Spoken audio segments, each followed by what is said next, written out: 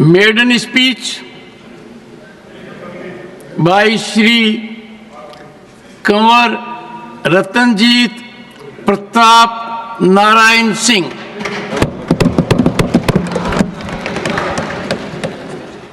मेरा नहीं है सर, मेरा मेडन स्पीच नहीं है सर, मैं तो बोल चुका हूं, पर मेडन आपने बोल दिया तो इसके लिए मैं बहुत आभारी हूं आपका सर।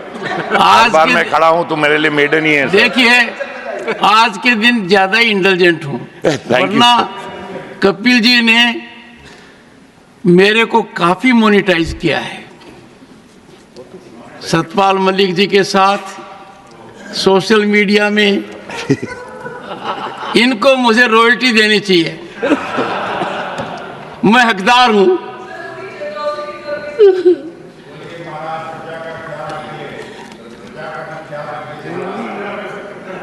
आप भी तो महाराज जी हैं। मैं आपका आभारी हूं। एक महाराज दूसरे महाराज से कह रहा है कि मुझे बजट पे बोलने का मौका मिला गया, मुझे मौका मिला है।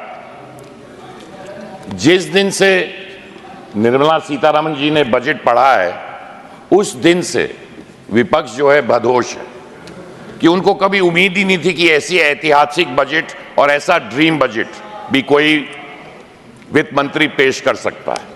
जैसे आपने सदन को बताया था कि उन्होंने 8वें बार लगातार बजट पेश किया, एक रिकॉर्ड उन्होंने सेट किया है, तो उन्होंने सिर्फ 8वें बार बजट पेश करके रिकॉर्ड सेट नहीं किया है, परंतु इस बजट को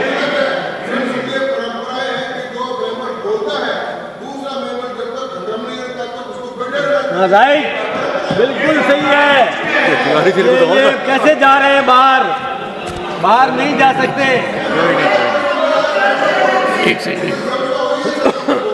एक सेकंड। माननीय घनश्याम तिवारी जी ने सर, क्योंकि मैं जो उन्होंने कहा, एक सेकंड, एक पॉइंट ऑफ ऑर्डर है। माननीय घनश्याम तिवारी जी ने, जिनको संसदीय व्यवस्था की लंबी जानकारी और अनुभव है, एक प्रश्न उठाया है कि क्या सदस्य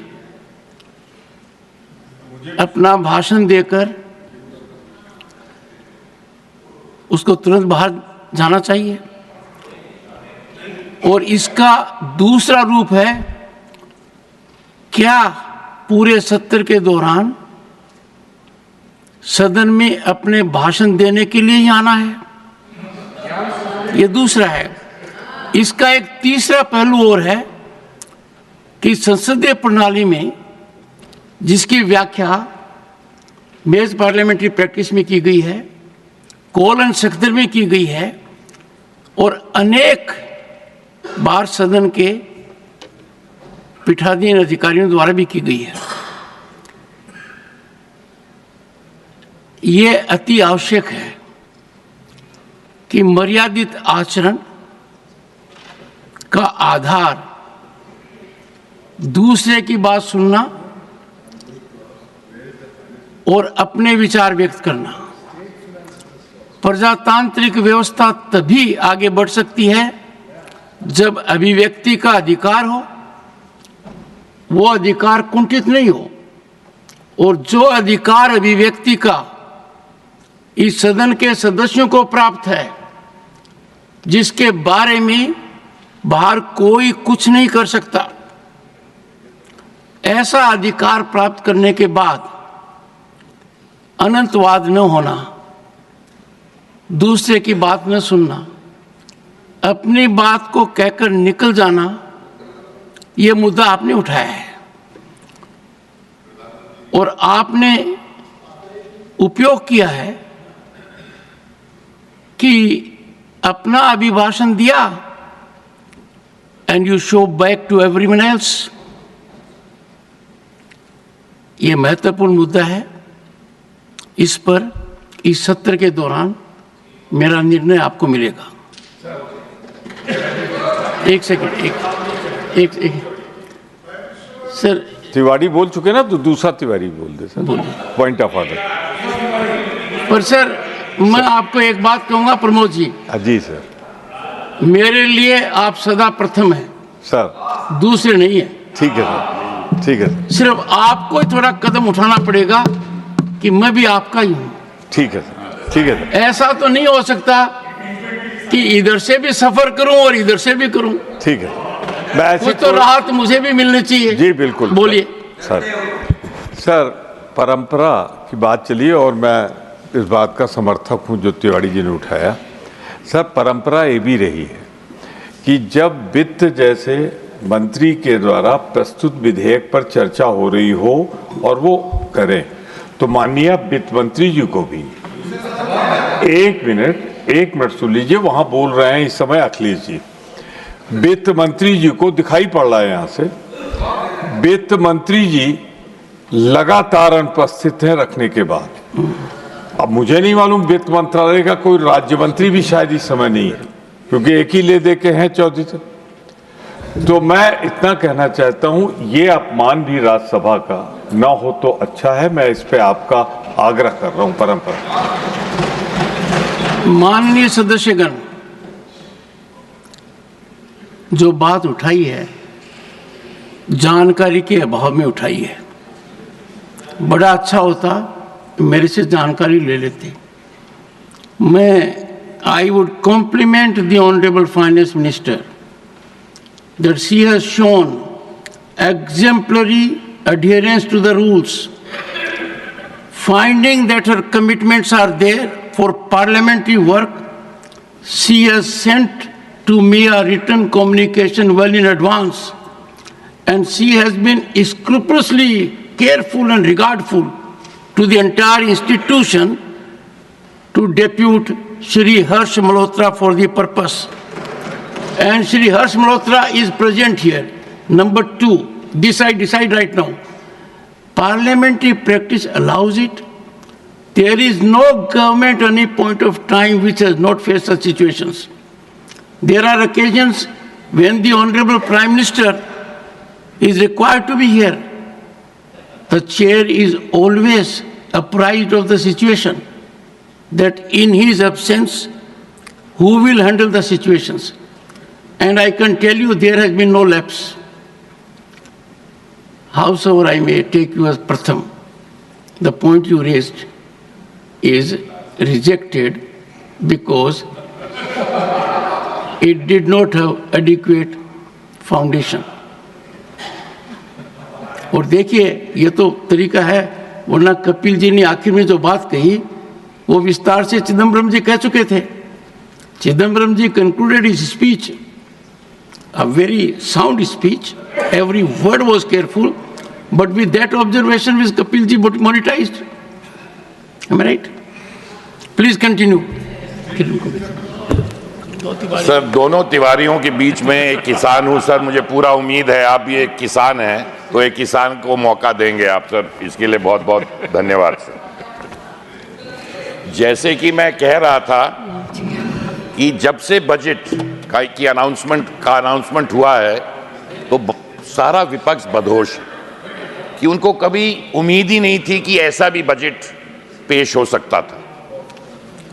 4 सालों से हम सुनते आए और सारा विपक्ष कह रहा था कि मिडिल क्लास के लिए मोदी जी ने कुछ नहीं किया है, मध्यम वर्ग के लिए मोदी जी ने कुछ नहीं किया है, मोदी जी ने मध्यम वर्ग के लिए कुछ नहीं किया है. और जब बजट में 12 लाख रुपए इनकम टैक्स को माफ कर दिया तो इनके पास कुछ कहने के लिए रह नहीं गया. अब आंकड़े देते हैं कि नहीं जी इतने नंबर नहीं देते थे, वो नहीं करते थे. हमेशा इनकी वाणी जो होती है निराशजनक होती है. और मोदी जी साफ तौर से कहते हैं अगर कोई रोड़ा है इस देश को महान बनने में और विकसित होने में, इनकी मानसिकता जो विपक्ष की मानसिकता है इसके वजह से है कि बिल्कुल इनके निराशपूर्ण इनके सारे भाषण होते हैं. अभी हमारे एक सदस्य मेरे से पहले बोल रहे थे अरे $5 ट्रिलियन से क्या होता है, इकोनॉमी से क्या होता है. अरे 5वें नंबर में 10 साल में मोदी सरकार ने ब्रिटिश हुकूमत जिसने हम पे हुकूमत की उनसे ज्यादा बड़ा हमारे इकोनॉमी को बना दिया और इनको लगता है कुछ नहीं हुआ और बहुत जल्द तीसरा होने वाला है. और बोले क्या होता है, जीडीपी क्या होता है, ये आंकड़े दिखाएंगे वो आंकड़े दिखाएंगे, परंतु कभी भी किसी चीज पर तारीफ नहीं करनी. क्या 12 लाख, ये इनको लगा कि 12 लाख जो हमने वित्त मंत्री जी ने 12 लाख जो माफ किया, क्या ये मध्यम वर्ग के लिए अच्छा था? इसको इन्होंने नहीं बताया। नहीं, खराब निर्णय था क्या? इस पे विपक्ष नहीं बोलेगा। बहुत बेहतर, पूरा भारत कह रहा है कि बहुत अच्छा निर्णय था, परंतु विपक्ष उसके बारे में आंकड़ों में बताने कि आपने अमीरों का टैक्स काट दिया तो इसका टैक्स काट दिया। उधर अब जब इकॉनमी बहुत तेजी से आगे बढ़ रही है, बोले आप 6% पे बढ़ रहे हैं। अरे शायद मुझे लगता है विपक्ष भूल गए कि अभी हाल में ही कोविड के से पूरा वर्ल्ड की इकॉनमी किस तरह पीछे चल रही है, और फास्टेस्ट ग्रोइंग इकॉनमी अगर कोई विश्व में है तो वो हिंदुस्तान है, और उसके लिए इनको तारीफ करने की मौका नहीं मिल रहा। अरे जी 8 होना चाहिए, आपको तो 60 साल का मौका मिला, आपने कर लेना चाहिए था, पर उसके बारे में बात नहीं होगी। इंफ्रास्ट्रक्चर की बात होगी। प्रियंका जी, आप तो न कहे बेहतर ही होगा कि आपकी पार्टी तो जिस मूल रास्ते पे चलती थी उस पे भी आपने चलना बंद कर दिया है, तो उस पे चर्चा बिल्कुल नहीं होनी चाहिए। अब इंफ्रास्ट्रक्चर, अब मिडिल क्लास की बात होती है, और कंजम्पशन की बात हुई कि अरे इकॉनमी इसलिए नहीं बढ़ रही है क्योंकि कंजम्पशन नहीं है, कंजम्पशन नहीं होगा तो कैसे हमारे एम्प्लॉयमेंट बढ़ेगा, एमएसएमईज कैसे बढ़ेंगे।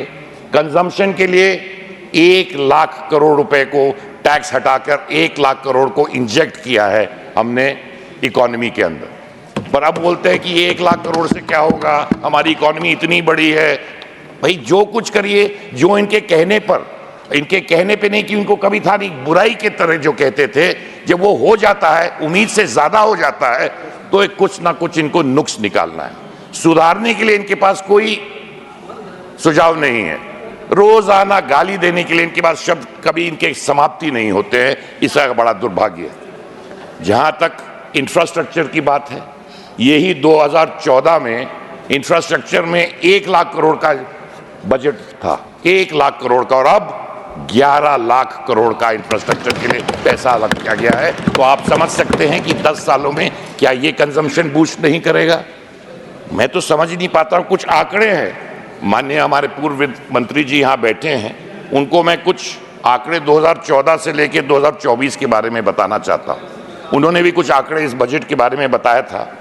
बैंक के एनपीए 2014 में कितने थे? 11% थे, और आज 2024 में कितने हैं? 0.6% पे हैं। 2009 से 2014 तक वेल्थ क्रिएशन कितना हुआ था? 13 लाख करोड़ का क्रिएशन हुआ था, और इस 10 सालों में कितना क्रिएट हुआ है? 310 लाख करोड़ वेल्थ क्रिएशन हुआ है। फॉरेक्स एडिक्शन कितना हुआ? फॉरेक्स की बात होती है, 2009 से 2014 तक $50 बिलियन था, और आज के तारीख में $350 बिलियन। इंफ्रास्ट्रक्चर में स्पेंडिंग 2009 से 2014 तक 1.5 लाख करोड़ हुआ था, और आज 2019 से लेकर 26 तक 55 लाख करोड़ इंफ्रास्ट्रक्चर स्पेंडिंग पे होगा। फिगर्स आपको साफ तौर से बताएंगे। अभी हेल्थ की बात हो रही थी। तमाम योजनाएं इस सरकार ने लागू की हैं पिछले 10 सालों में, जिससे तमाम लोगों के पैसे बच रहे हैं और सरकार के पैसे बच रहे हैं। उसमें से 2 चीजों को ही मैं आपको गिनवाना चाहता हूं। आयुष्मान भारत कार्ड में जनता के 1.2 लाख करोड़ रुपए जनता के बचे।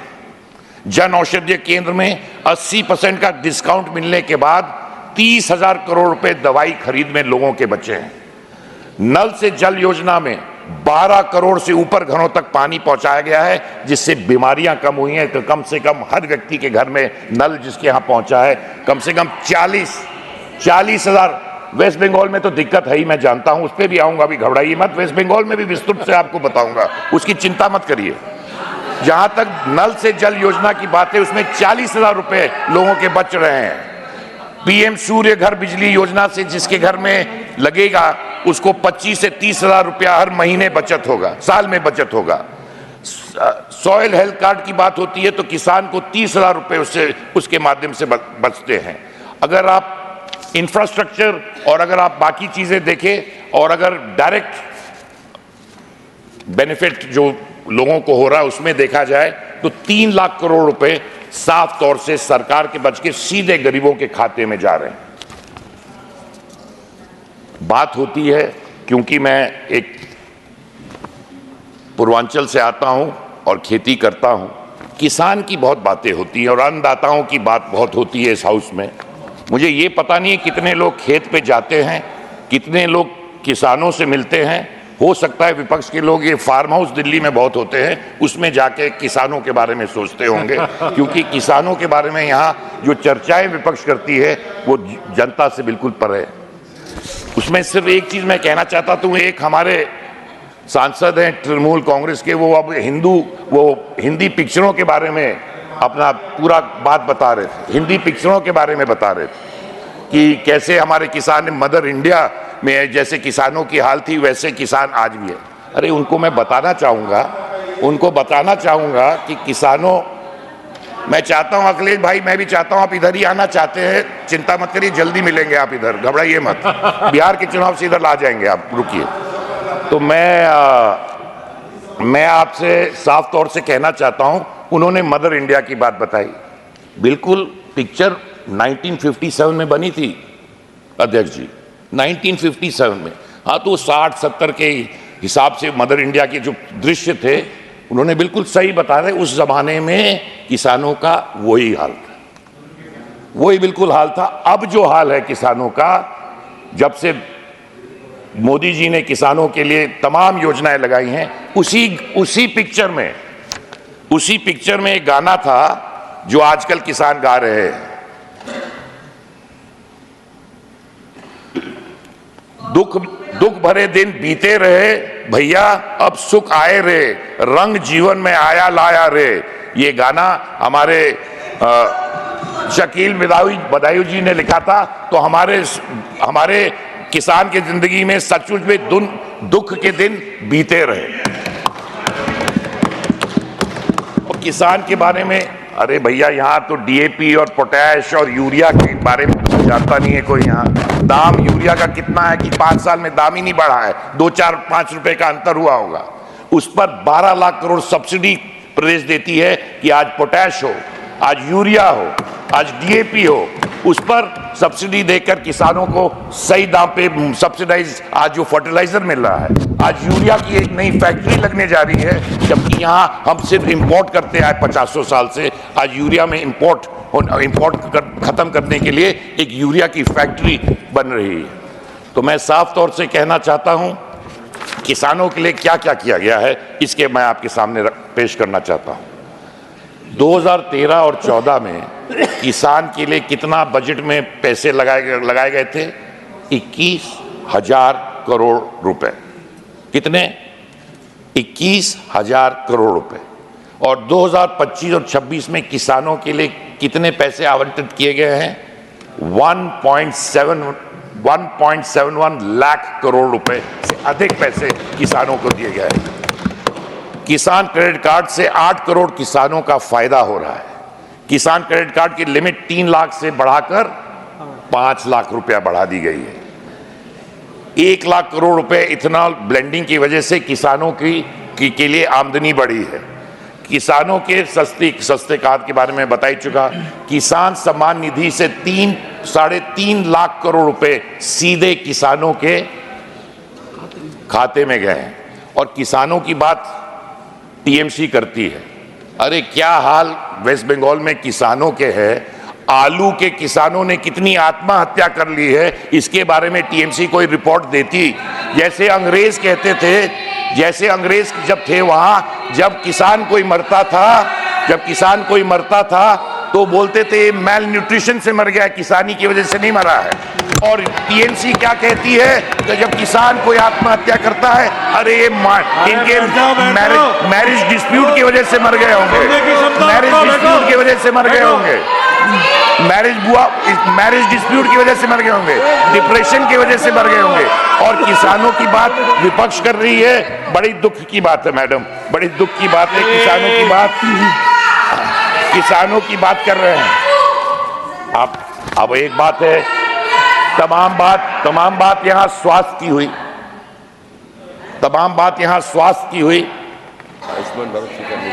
स्वास्थ्य के बारे में बात हुई। काम उससे होने का काम होगा ही होगा। कैंसर जैसी गंभीर बीमारी के लिए अगर किसी गरीब को कैंसर हो जाता है तो उसका पूरा खानदान 3 पुश्त तक कर्ज में डूब जाता है। मैं प्रधानमंत्री जी को और साफ तौर से निर्मला सीतारमण जी के लिए कि कैंसर के लिए जो उन्होंने अनाउंस किया, कैंसर गंभीर बीमारियों के इलाज के सुलभ बनाने के लिए सरकार सभी जिला अस्पतालों में डे केयर कैंसर सेंटर को स्थापना करेगी। अगले 3 वर्ष में 200 नए कैंसर सेंटर 25-26 में शुरू किए जाएंगे, जिससे मरीजों को बेहतर और समय पर इलाज किया जाएगा। 36 ऐसी जीवन रक्षक दवाएं हैं जिनको बेसिक कस्टम ड्यूटी से मुक्त करवा दिया गया है। तो क्या ये लोगों को फायदा नहीं करेगा? आयुष्मान कार्ड की बात करते हैं। तमाम ऐसे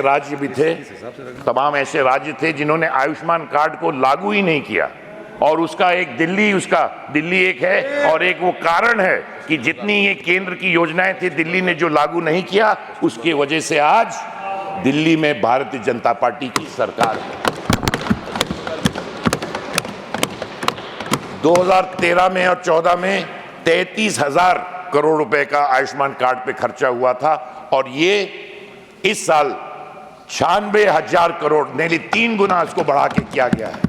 क्या गरीबों की मदद करना कोई पाप है क्या? मुझे लगता है ये रोज गरीब की बात करते हैं, ये गरीबी नहीं हटाना चाहते हैं। इन्होंने हमेशा गरीब को हटाने की बात की है, और मुझे इसका दुख है। और मैं इस बजट में वो एमएसएमई हो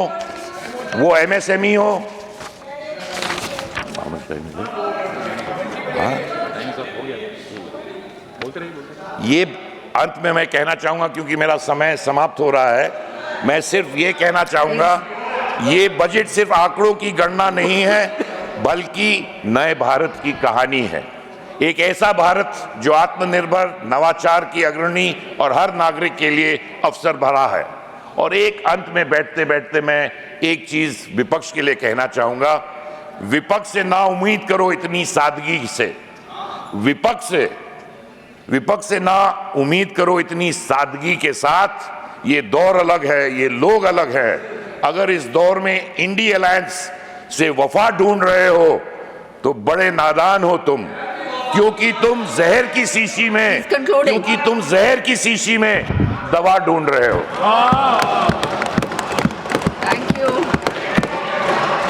थैंक यू RPN जी।